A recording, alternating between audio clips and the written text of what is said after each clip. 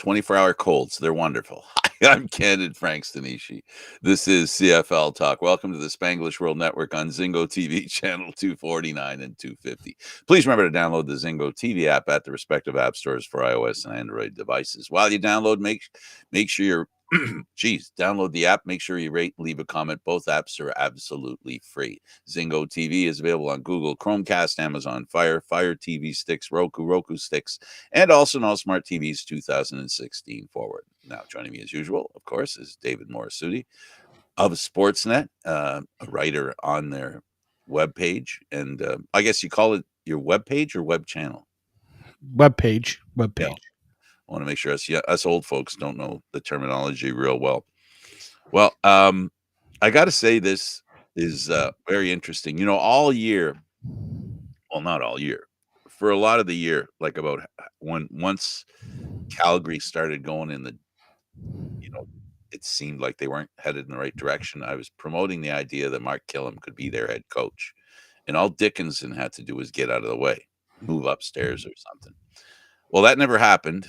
Mark Gillum was released, and so were a lot of other, members of the Calgary coaching staff. And he turned up in Edmonton. Now, we talked about him turning up in Edmonton.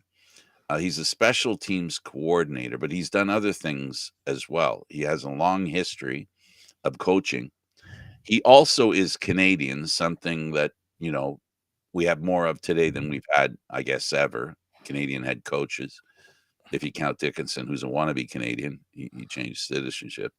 And he comes to this Edmonton team, and immediately they have a press conference soon after he's brought in, David, and they announce a contract extension to 2027. Now, I looked really hard to see if anybody had any video up, including Edmonton, on the press conference. I couldn't find it. Did you?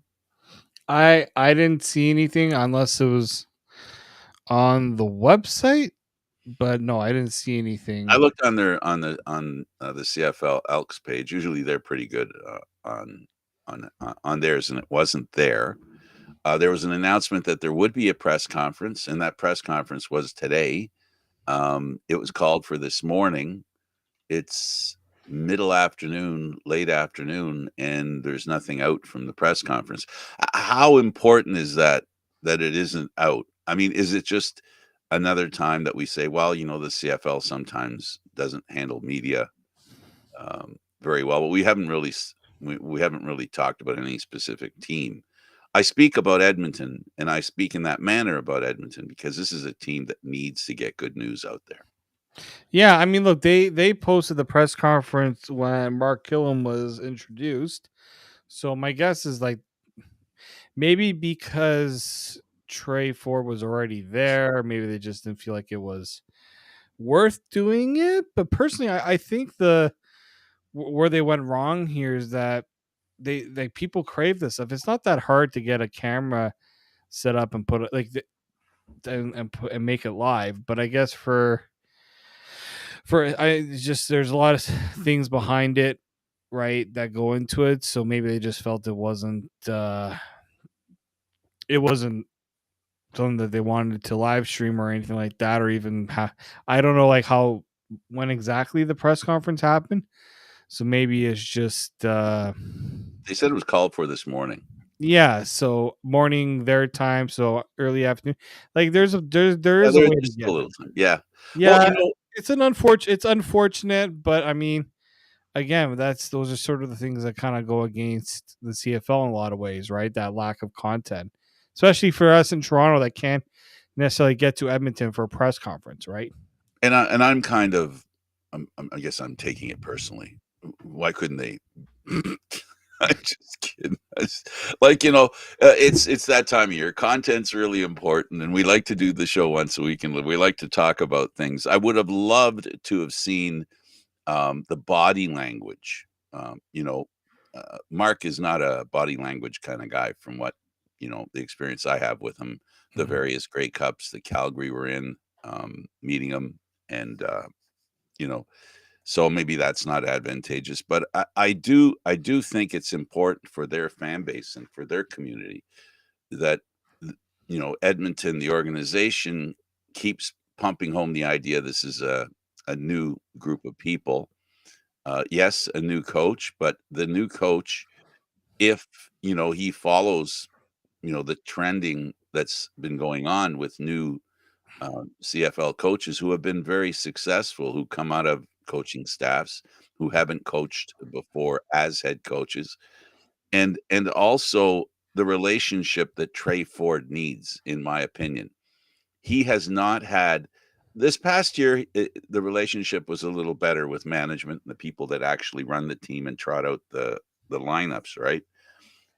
I really hope that he gets a real chance this time. There are, the guy isn't perfect, right? There are Mhm. some, you know, not warts, but there are some blemishes in what he can and has done, right?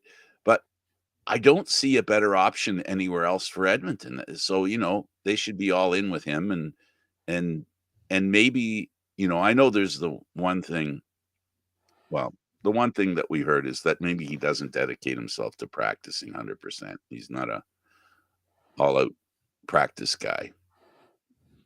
But then why give him a 3-year contract? That's kind of my prevailing thought of all this, right? Like you're not giving a player like this a 3-year contract if you don't feel he's worth it, or he's not going to put the time into it, right? Like to me, that's the part that I'm trying to figure out in all this, right? Is 3-year deal would indicate to me that you are ready to say he is our quarterback, he is our guy. You don't give 3-year contracts to a player that maybe he can be our starting quarterback. I don't know many quarterbacks in the CFL or players in the CFL that get 3-year deals after their rookie deal to maybe be a starting quarterback. I think this is Edmonton saying, we know you can do it. We believe you can do it because we are making this commitment to show you we know you can do it. Yeah, And that's what this whole deal says to me. yeah, and but for me, it says that, and I should say, not but, and um, I think the relationship between Trey Ford and his head coach now, because of the way they handled it, because of the way they did it, did he need a contract? Did he have to have a contract? Yeah, it just seems to me that now what this looks like and the way it plays out, he's not really Mark Killam's guy, right? Because Mark hasn't had a chance to coach him. So he's the guy that the vice president and general manager of the Edmonton Elks feels is a good part of the team fitting into, Killam's plans. I just think it would have been better if, Killam was the coach and then they showed him that kind of support. I don't know if you know what I'm saying or the hair I'm splitting. I don't know. It just seems to me that this looks now like, okay, Killam, you're the head coach, but this is your guy for 3 years. That's what it looks like to me. Well, to me, I think one of the first things Ed.E.R. did when he spoke with Mark Killam, he says, "Do you think Trade Ford's our guy?" Right? I think that had to have been a conversation before they even made that hire. Right? You again, I know contracts in the CFL sometimes get muddied a little bit, and what are Yeah, they're not guarantees? guaranteed. Well, there's now partial guarantees, right? And how they are kind of put out there. And I was trying to see, like, Ed Hervey said that he was wiping the slate clean, right? Yeah. It's a new. He was on one of their radio stations. I did see that. And it's basically saying it's a clean slate, starting fresh, new head coach, new general manager, all that stuff in the past, gone, right? And so I'm very curious to see now. Yeah, like again, we didn't get a chance to see. Um, we didn't get a chance to see what Mark Killam had to say about this. I'm sure. Again, he's not doing this if he didn't believe it. Now, I'm looking at the deal here based on what 3 Down Nation has reported. So this year he's getting $100,000 signing bonus. That right there, that's an That's important guaranteed. figure in any. You can't take that back. So he will make up to $367,000 this year. That's a decent chunk of change for quarterback. It's not, especially a quarterback that hasn't established himself as a yeah. number one. He In scratched around the surface, maybe. so 2026, he can earn 400,000 in playtime and hard money combined. So 425,000 maximum. And then in the final year of his deal, he can make over $440,000. Wow. I mean, you and I have promoted the guy, right? So people should know that we're high on Yes. him as a quarterback in Edmonton. It appears Edmonton management's high on him being the guy too. And look, I think the thing here is that this team needed to solidify that before they did anything else. They want to come and attract free agents. Free agents are going to say, "Well, who's your quarterback? Who's the guy that's going to be throwing me a receiver? Who's throwing me the football? Running back? Offensive lineman? Anything? Right? They need to know who the quarterback." So, and look, with the way that the landscape is moving, they kind of needed to do this to tell the rest of the league, this is our guy.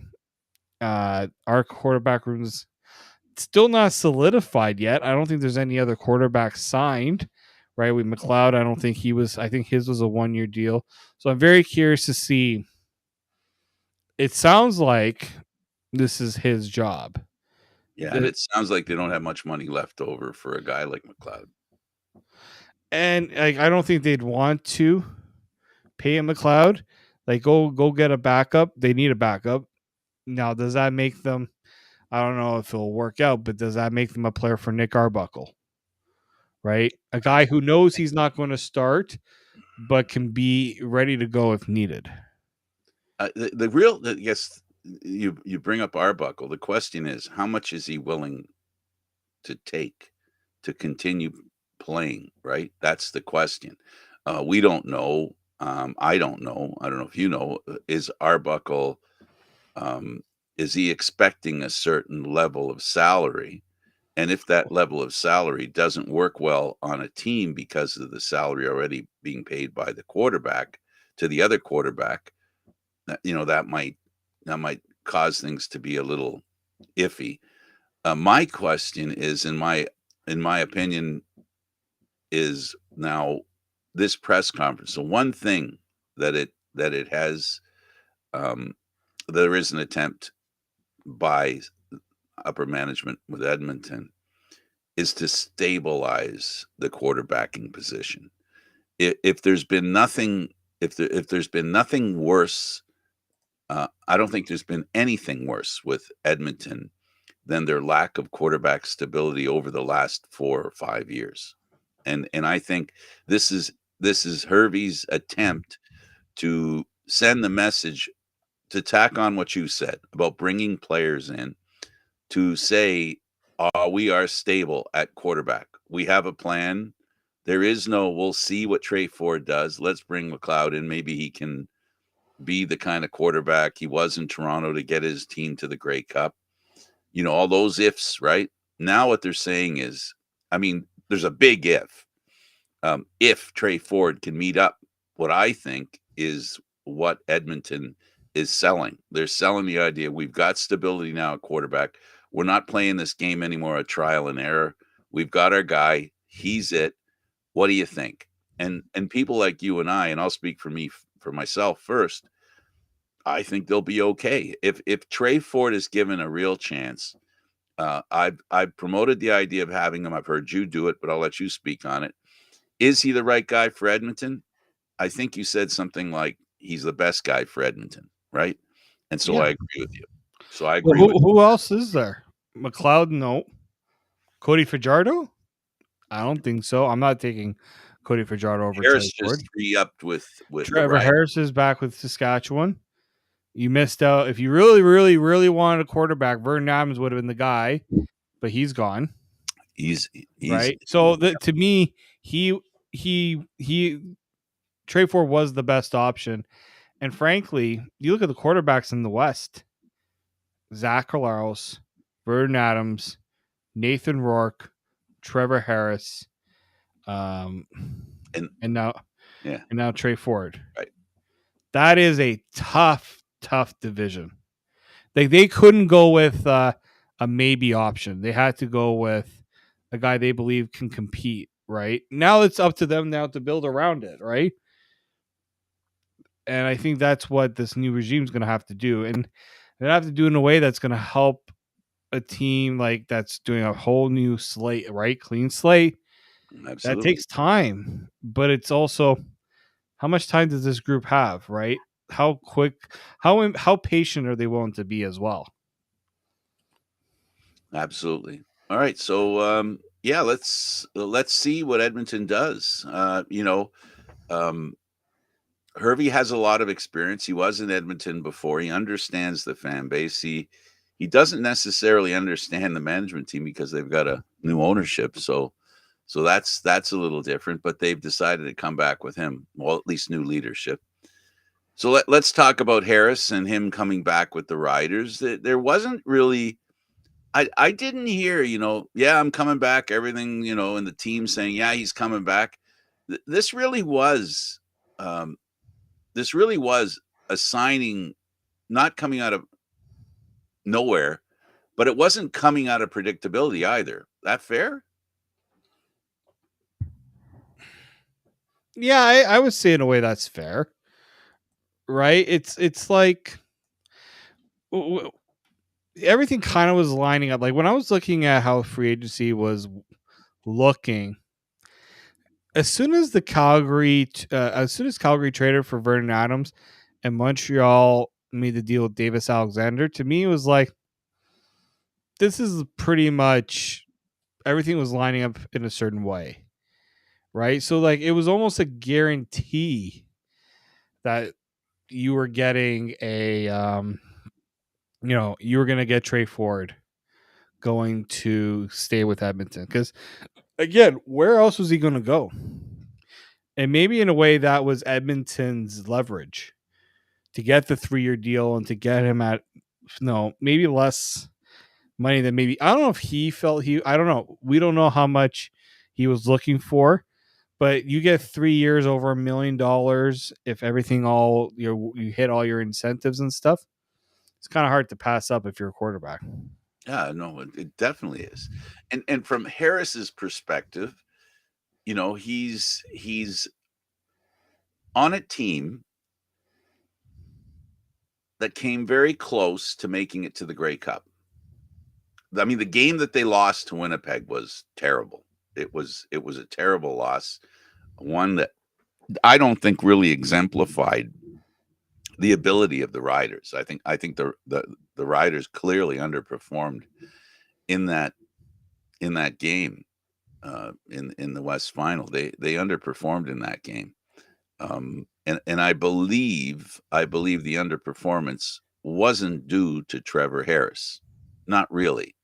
So from Harris's perspective, I'd want to come back to Saskatchewan because if he is like many athletes who play sports wants a championship, um, you know, Winnipeg is not saying goodbye to Collaros, far as we know, right? Mm-hmm. And if he wants to stay in the West, because in the East they're pretty set as well, like quarterback. That's that. With what happened in Montreal, that kind of solidified that. So yeah, Harris. This is a good opportunity for him in signing. Is it coincidental that Trey Ford and Harris are signed at the same time? Are they ducks in a row? Is one because the other one, and then there was nothing else? It was like a game of chicken. Those were the two teams that needed a quarterback, and now they both agreed at the same time who their guy is. Mm-hmm. Right. And it's also two teams in Edmonton and Montreal that are going younger. They're making a point to say we're trying some. I mean, Trey Ford's already been there, right? But in a way, it's almost like we went the route with the veteran guy. We're done with it. now we're going with the younger option too. Absolutely. Absolutely. Well, it's good news for Trevor Harris, and it's good news for the Saskatchewan Roughriders as well. Uh, you know, experienced quarterbacks who can really play well, because he does play well. It's funny, a quarterback success, isn't sacks, and I don't mean the absence of them. I mean, a defender is interceptions, sacks. There's lots of ways that a player other than a quarterback can be defined as being successful. I don't think there's a position in the Canadian Football League more than the quarterback that says, if you don't win the Grey Cup, you're not successful. And this is what Harris is chasing, and then Fajardo last year discovered Arbuckle as well. You look at those two last quarterbacks that won Grey Cups, David, those guys didn't have the reputation of being great quarterbacks. Fajardo left the team because that team was frustrated that their team couldn't go anywhere with him at quarterback. Montreal took him in and went all the way. So, it's amazing. All I'm saying is it can flip on a dime. The definition of a successful quarterback relies so heavily on winning the championship. It does. I mean, for a lot of players, winning a title means everything. They can have all the personal stats. They also looking to get a little money, right, to make sure that their families are taken care of. But in the end, they all want to win a title. They all want to win a Grey Cup. Unfortunately, there's only one Grey Cup, to go right, around. to go around. So it's tough. But and to me, like, you look at Trevor Harris, that's the one thing he's missing. He's Absolutely. missing that Grey Cup. Fajardo, yeah, he needed to prove it, I think, a little more than Trevor Harris, because Trevor Harris has been a number one for so long, and Yeah. in all those things. And I do think that when you look at how the landscape of like the CFL has been the last few years, right? You know, we had a Toronto team that won with a player that many thought could never win a title in the club, Ethel Thompson. He finally got over it, right? He finally climbed the mountain. You have then a Toronto team that figured people thought, they can't win it with Nick Arbuckle. They only win with the Nick Arbuckle. So you look at the quarterbacks that have won titles recently, and it's like even the top guys have had a hard time. But Levi Mitchell took him some time to get his first Grey Cup. Well, he did get his first in 2014, technically, but to get that other one right after he was one of the better quarterbacks for so long. And then you look at, I mean, who else can we bring into the conversation here, right? When you look at, You can talk about Kelly. I mean, he didn't. I mean, Chad Kelly, he's eventually going to get there, right? He was paid like a quarterback that could go and win a Grey Cup. Now, with the way that team was playing, with the way things are going, probably was a good chance that they could have won with Chad Kelly at quarterback, right? But he has to be the one to do it, and I think that's going to be the big one for him, right? He's going to Well, want to he be the won the one. one where he came in relief, Yeah, right? I think like Which going start to finish. yeah. What Probably. the thing about McLeod Bethel Thompson is he didn't finish, right? He didn't finish the game. Mm-hmm. So there's that cloud of doubt or Right. lack of actually it's not the same as being on the sideline and the team winning a Grey Cup. It's nothing like that. He started the game. He put the game in a place where a guy could come in, make a couple of really good plays, and win the game.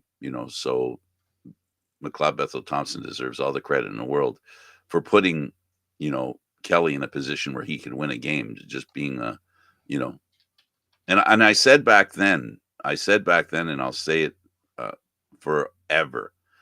The circumstances, isn't it funny, David? The last two Grey Cups the Argonauts won, right?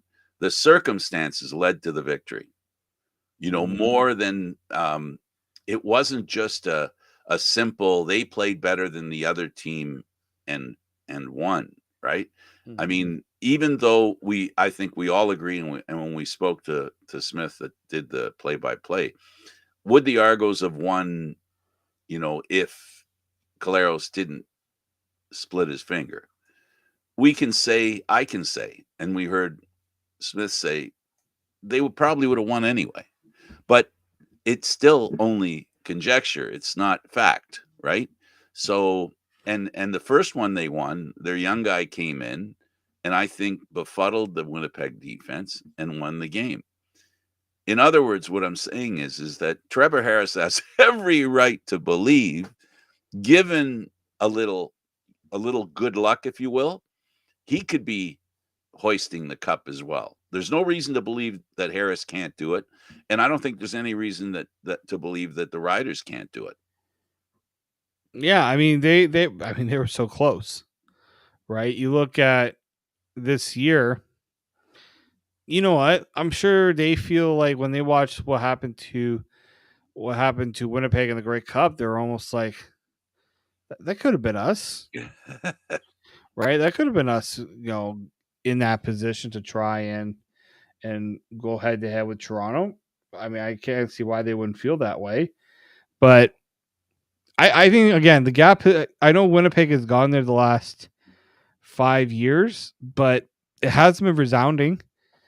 Like they did beat them resounding. I will say they did beat them resounding in the West Final, but like it was a grind for them. Winnipeg didn't get.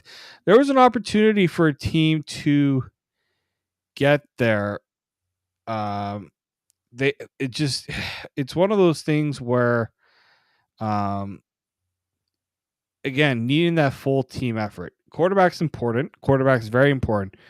But you look at Saskatchewan, there was more than just quarterback that was the problem in that game. And I think that's something that can't be overlooked. Absolutely, absolutely. Let's talk a little bit about. So good luck to Harris. We should mention. Maybe we got to get him on the show. Maybe we have to see Yeah, football on the yeah. show. I guess we should. I guess we should. Um, let's talk about free agents. Ooh. And the Argos obviously and Carey have a really important one. We've talked about it already, but just a little summary. The running game and the ability of Carey to get first downs and get good yardage, helping to maintain drives, is the reason why they need him back, or someone similar. Well, that's it, right? Do you feel you have anyone do you feel like you have anybody internal that can take his role? I personally don't think Kadeem Carey showed this year there's a lot more left in the tank than a lot of people are giving him credit for. But the other question you have to ask yourself is how much are you willing to pay when you consider everything else Toronto has to do, And right? compete with the opposing teams that will come calling to Kadeem. Well, exactly, right? Teams are gonna say, well, we also would like to have a starting running back like Kadeem Carey, so we're willing to pay for it. This is again what Toronto has had the issue with ever since they went 16-2 last year. All these other teams like, well, we want AJ Ouellette, so that's why Saskatchewan paid up big time for him. Oh, maybe now they're It's going a to see two-edged Kadeem Carey sword. the same way. It's a two-edged sword, David. Like you sign a guy off a team for a lot more money than that team's willing to pay. You're taking on a bigger contract, and you don't have a lot of room for lot of bigger contracts on because of the cap. So it's a two-edged sword. And by two-edged as well, being in the Argo position or being in the team that has the player that everybody wants. They got to be careful they don't overpay the guy either. So you see, it's not about just keeping the guy; it's about keeping an eye on the cap.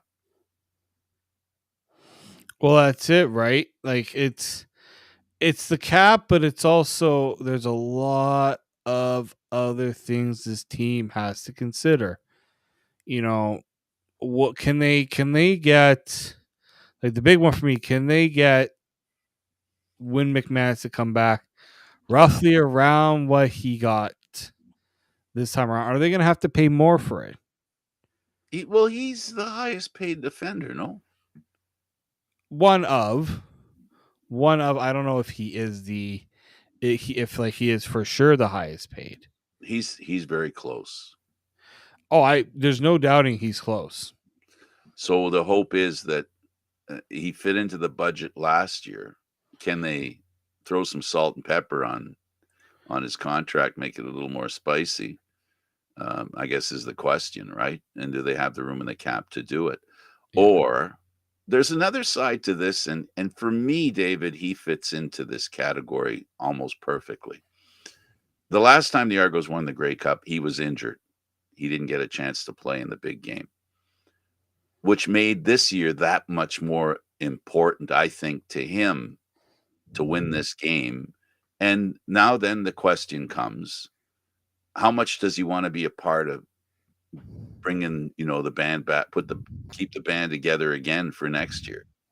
That's really going to be the question. It's the question that the Argos in management has to ask themselves every time they think about signing somebody. How much of this team do you want to keep together, and what are we giving up if we try to keep them all together? Is it possible? And then, there are so many different positions, there are so many different roles in football that you could drop in one area but pick up in another area in a way that overcomes that drop. And those are the decisions that make the Argos and teams like them that have annual success. That's what makes it work. It's not about keeping the guys together. It's knowing which guys, okay, he's going to go. They let go, and people they bring in. Well, Kadeem Carey is one of the great luck that they had last year, that he basically fell on their lap. Is there another opportunity with a replacement for Witten McManus to fall on their lap, David? I think it's a little harder with a defensive player, because their play isn't as cut and dried as a running back. You know what I'm saying? Like you can see a good running back a lot easier than you can. And I'm not just talking about the fans. I'm talking about the nuanced, you know, uh, defensive player and what he brings. He brings a lot to the team. Well, I think like a player like Win, a good linebacker, one that it's not just what he does on the field. We have to remember there's a lot he does off the field that doesn't get recognized. I mean, that's why, you know, he is so coveted.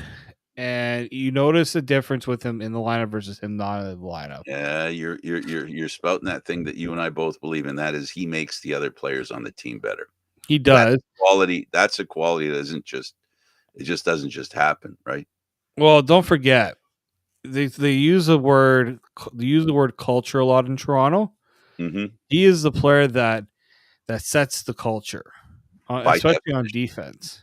he's the definition of the culture the Argos are trying to promote. Exactly. Right. So that to me is the biggest part of this whole thing, is that you've got a player who is valuable, but how valuable? I think they are going to make a good offer to him. I don't. If he leaves, I personally don't think it's going to be because the Toronto shortchanged them. Maybe they're going to ask him to try to take a bit less, but I don't think they're going to go, well, we think you need to take a pay cut to stay here. Well, I don't think. on the flip side, David, for him to leave Toronto, somebody's going to have to offer him. They're going to have to blow his socks off. Yeah. Right? That's what I think, because he really does like winning. He likes being a part of winning, and the culture that you're defining here with the Argos it's a culture that tends to create a winning situation, and leaving a winning situation is something that's real hard. Let me ask you about a couple of free agents. Um, you know, the Argos traded Sean McEwen, Yeah. and he was in Calgary. I don't think his stock fell. He's a great pass protector, and I really think that Calgary has to keep him now that they brought Adams in. I think for sure. I think that Calgary always they're always proud of their offensive linemen. Sean McHugh, we know he went back not just because Calgary maybe made him a good offer, but because he went back home for family reasons, closer to home in Calgary, right? So that was another thing that, in my opinion, was I don't think I don't think it was. I think it's got a little overlooked.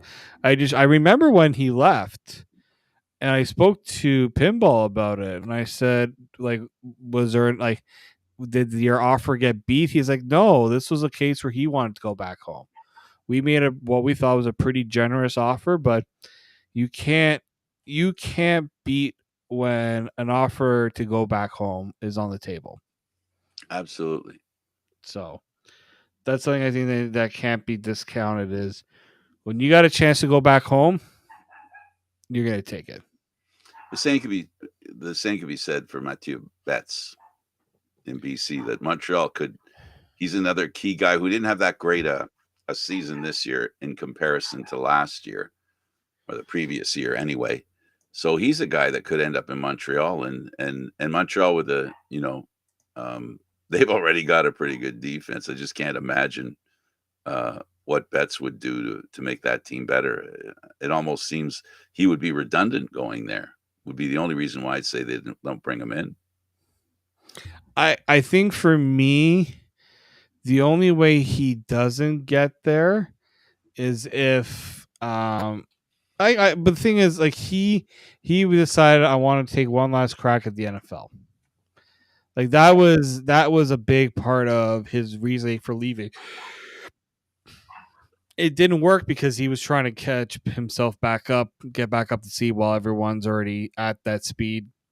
Never ever easy to do. And so I do wonder if BC decides, well, we can't afford you because we're paying Nathan Rourke a lot more money, Mhm. right? And I think that's something that can't be discontinued. Yeah. Nathan Rourke is making a lot more money.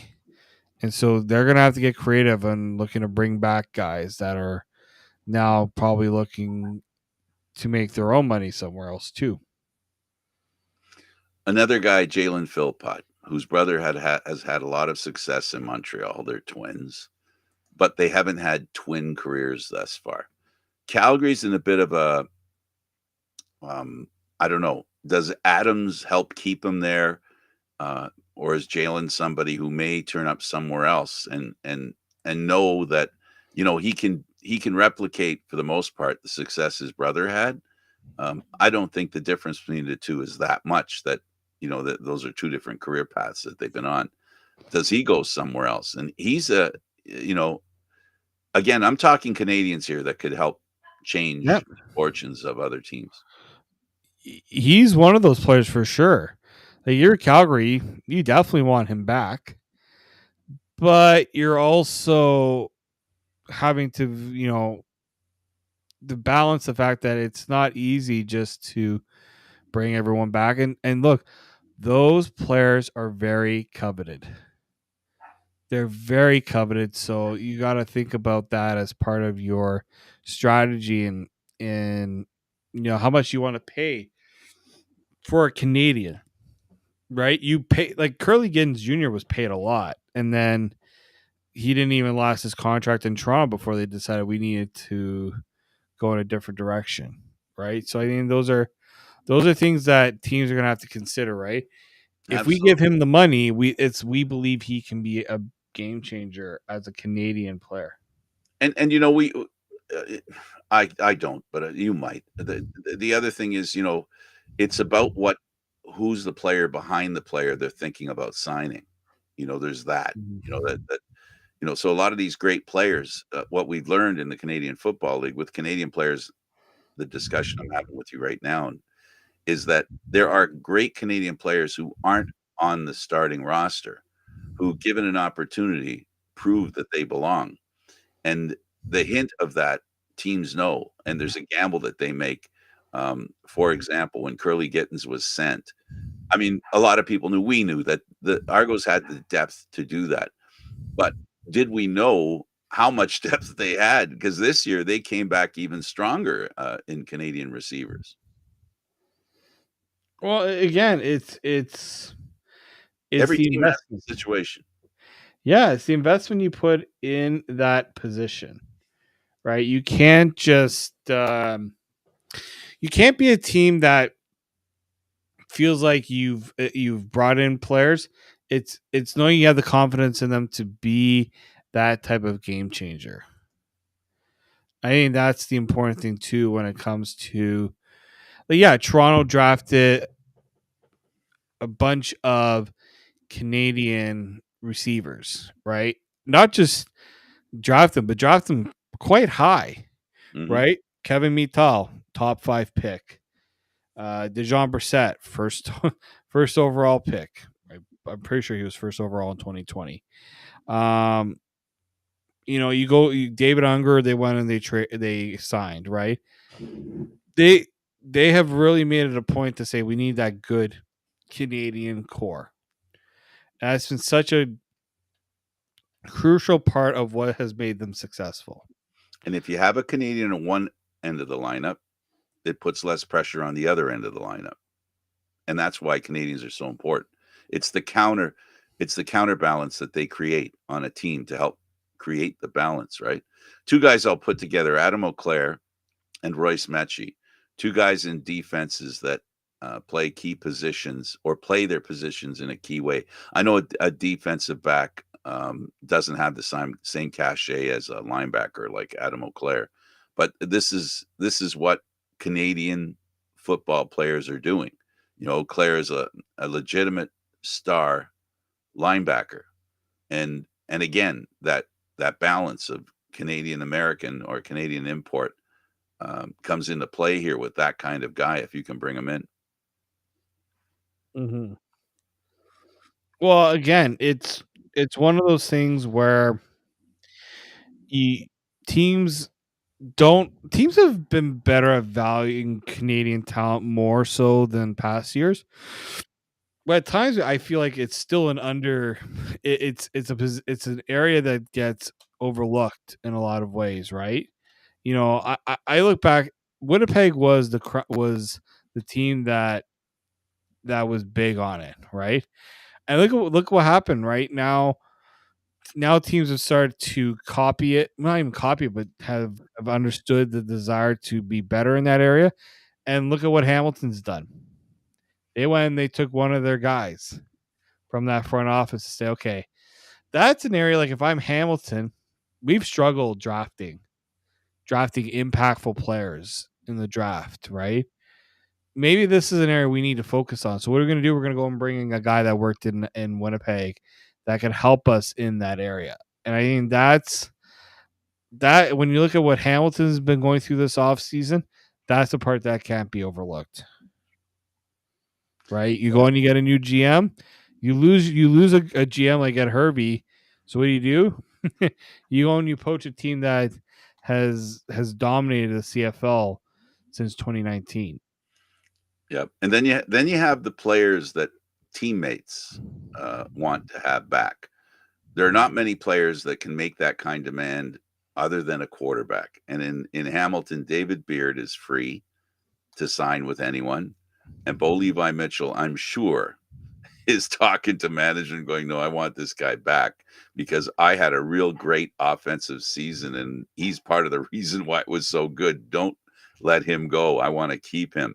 And this is one of those guys that offensive lineman where we talk all year about teams whose offensive line has not been so successful and creates a situation where offense isn't as effective because of their inability to get a good offensive line. This guy's an anchor in an offensive line. He's going to be. There are a lot of teams that are going to want him, and there are a lot of quarterbacks out there that wouldn't mind a guy like him in front of them. That's a position that always gets like Saskatchewan has been big the last few years in trying to upgrade their offensive line. BC has done the same, right? Toronto's done it a lot. It's yeah. I mean, you talk about a quarterback wanting to bring his own guy back. It was asked during the end of the East semifinal press conference to Drew Brown, will you go to management and be a bit more hands on in how the team is built? And he kind of shied away from that. And to me, that was an opportunity for him to say, yeah, I would like to be more involved in that process, because there are players I want back and there might be players I want to have. Right. And so, yeah, I think if you're Hamilton, if you're committing to Bo Levi Mitchell, what appears they are, you need to have an offensive line that's going to help him keep him upright. Because, again, he had a rough season, but he was picking it up at the right time and showing the team that maybe there is something there, but you got to be able to build around him. They haven't been good enough at building around Bo Levi Mitchell. And they're going to have to spend a little more money on the other side of the ball as well, David. You know, the temptation to spend more money on the other side of the ball, because they've had problems at, you know, their defense is the main reason why the team wasn't as successful, because the offense was hitting on all cylinders there most of the season. Another guy I'd like to talk about is a Ford. Now, because Trey Ford has been signed, basically he was the guy to be signed, and he was. Then there's Terrell Ford in Winnipeg, who we've seen this year help. He was a big part of getting Winnipeg to the Grey Cup. Big play defensive back. He's gonna get a lot of attention. I was literally about to go there. I was about to say that if you are Hamilton, if there's a player you should go and target, it is Terrell Ford. Two reasons. One, a prominent Canadian player at an important position, defensive back. He is also a local product. Niagara Falls. You don't think he would maybe enjoy the ability to go home? You know, yes, for sure. He's had a lot of success in Winnipeg this year. It was a slow start. Eventually got his footing there. Went all the way to the Grey Cup. But I think if you're Hamilton, they always like to go and poach other teams' Canadian players or even defensive players. But they're going to have to do it with a little more, success. They've signed a lot of contracts, but this has got to be the year where stuff starts to gel for Hamilton, because that's been their biggest problem. It isn't the talent they brought in; it's how it's gelled that's been the problem. Mm-hmm. Well, I think that's it. You have to find that right chemistry. You have to have the coaching that's going to get them to there as well. Is that possible now in Hamilton? We'll see, right? But the reason why I also bring up Terrell Ford, we just talked about Hamilton. Where was Hamilton's general manager just working? Sorry. Did he just work for Winnipeg? Winnipeg, Ted Govia. What a great pickup I have to say, for Hamilton. This is a great pickup. Yeah, it's such a good pickup. You could hear you could hear the nervous pants in Winnipeg in replacing him. Doesn't get enough of the credit for what went on there. The same thing that actually, it's funny. It's ironic, really, that they brought Govia in, and they lost Burke, who basically, I think they're interchangeable when they were in the positions of assistant general manager. They're two guys that have outgrown the position, and he's ready to be a GM. And without the bad luck that Sean Burke had in his first couple of years in Ottawa, he made a lot of great moves, but they all got, they got piled on by injuries.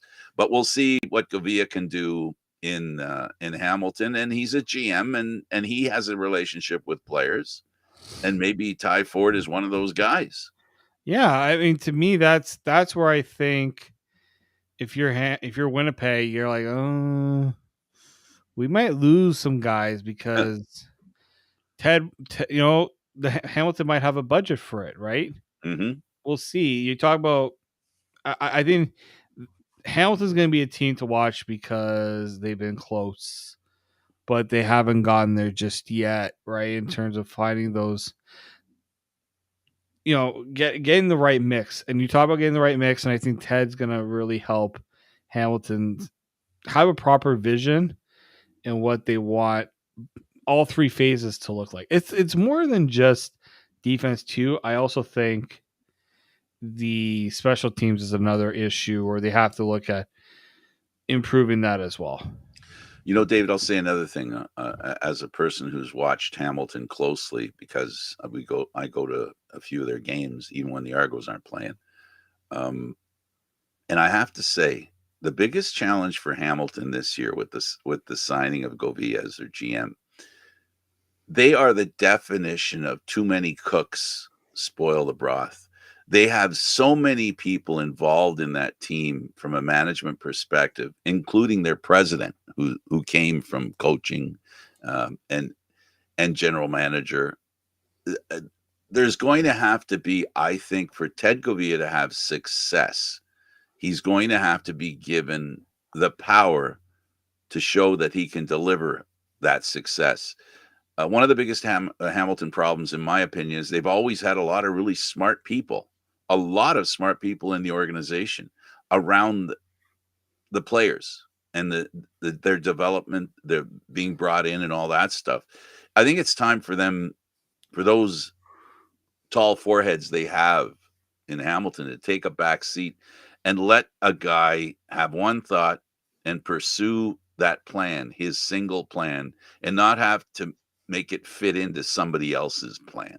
That's, to me, from the outside, that's what I'll say about Hamilton, is they need a streamlined management situation that affords a good, solid plan that someone can attack without worrying about satisfying other plans that also feel they need to be heard. I really think that's, if they give Govia the full control of that team, it may not be this year, but I believe that he's as good as Burke was when he went to Ottawa. With a little bit of luck, Govia will have a little more success than Burke had in Ottawa. But to me, they're similar. They're very similar. Yeah, they are very similar, and I just think it's where the league is going, right? Having guys who truly understand the Canadian landscape. Hopefully, Hamilton's got it right this time, because they thought with the vision that they had with Orlando Steinauer was the right way, and it hasn't proven to be working in the way that I think they expected. So That's I'm true. curious to see if I it might be one of those things where if they don't get it going soon, I really chew wonder where it goes now. Well, the fan base deserves better. The owner has done everything he can, even brought in partners in ownership to help make sure that Hamilton has the ability to put together the best management team that they can. Hamilton has not, again, this is on the other side of the coin of what I said. It's not like they haven't brought enough people in that know the game of football that can help. That isn't the problem. It's not the problem they've had over the years. And I gotta say, if Hamilton straightens their act out, and it's defense, and with Govia coming from Winnipeg, I think he's seen what winning looks like for a little while. He might have an understanding of the way it should look, and I think that's an important factor in putting together a team. You have to know what it looks like. You have to know what winning looks like. Just like players, when you're playing on a team and you make it to the Grey Cup, you got a front seat to what it takes. And I think that's important. I think it's important that Grey Cup victories and Grey Cup experience will help get you there again or for the first time. Yeah, no, I mean, it's having the culture, setting the culture right. I think that's the other thing that needs to be, that can't be overlooked, right? In a lot of ways, is they go. Toronto did it when they went after Calgary. All the guys in Calgary. Now I think you're going to start seeing it in Winnipeg. A lot of players and things coming out of Winnipeg because, you know what, some players might just be like, yeah, we made it 5 straight times, but I've also lost it the last 3 years. Yeah. And it might just be one of those, okay, we got to go in a different direction now.